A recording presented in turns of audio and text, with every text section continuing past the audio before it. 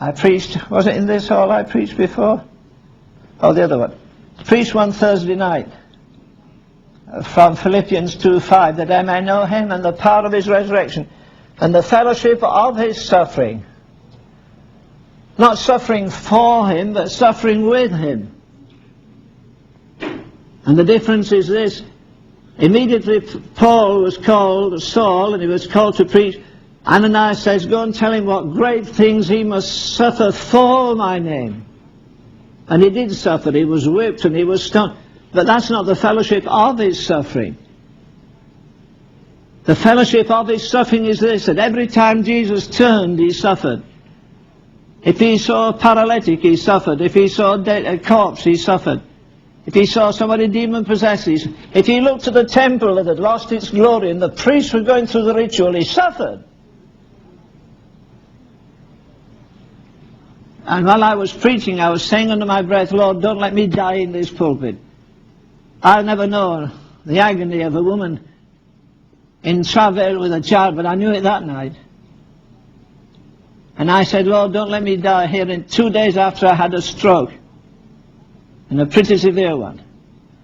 And I believe it began in this hall while I was preaching that night. I felt the birth pangs, I felt the suffering of Christ. Now if you want to grow old quickly, get a prayer life.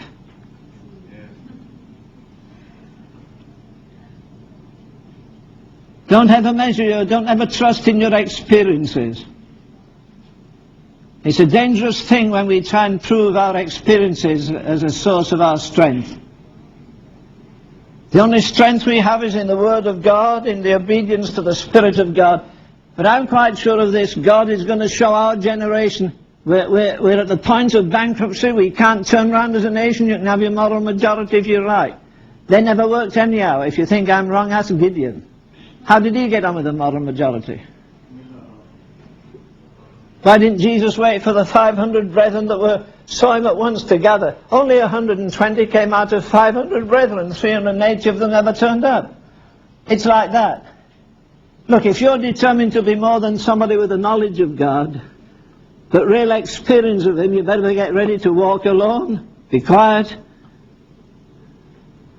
let other people throw rocks at you. It's easy to accept the contradiction of sinners. It's when you get the contradiction of saints it hurts. When people who profess to be spiritual try and weigh you down because you're praying more or fasting more or doing something else more. Elijah wasn't born in a day for sure. He had to have years of quietness, and then out of that he had to come and publicly display that faith and courage that God had been building into him for those 3.5 years alone. But boy, the nation soon knew when he came. And the same with Elijah. Let a prophet of God arise in the true sense of the word. He won't need any advertising plans. He won't need to get on public TV. The magnetism is the abiding presence and power of God. Well, I've overstated my time tonight. It's the first time I've been out of my bed for months, actually, really. First meeting I've been in for months, so I'm a bit longer than usual, but anyhow.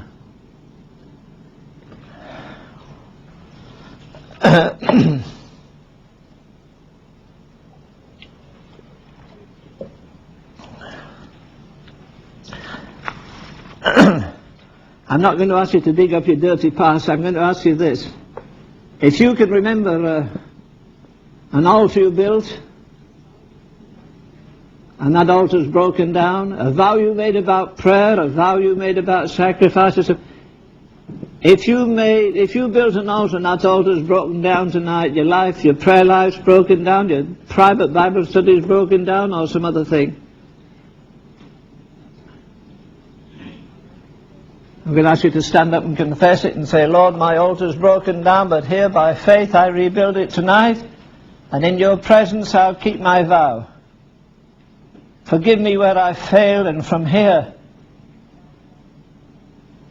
let me continue in this vow that I make now to keep my prayer life in order, or my devotional life in order, or I'll go back and straighten out what was wrong, and I've let natural affection get in the way of my spiritual affection. If need be, I'll postpone my marriage. If whatever the thing is the Lord's laid on your heart, it'd be a good thing to start this first Friday night and get things cleared up for the days that lie ahead. So I'm going to give you 2 or 3 moments of quietness to do that, and I'm going to wind up the service.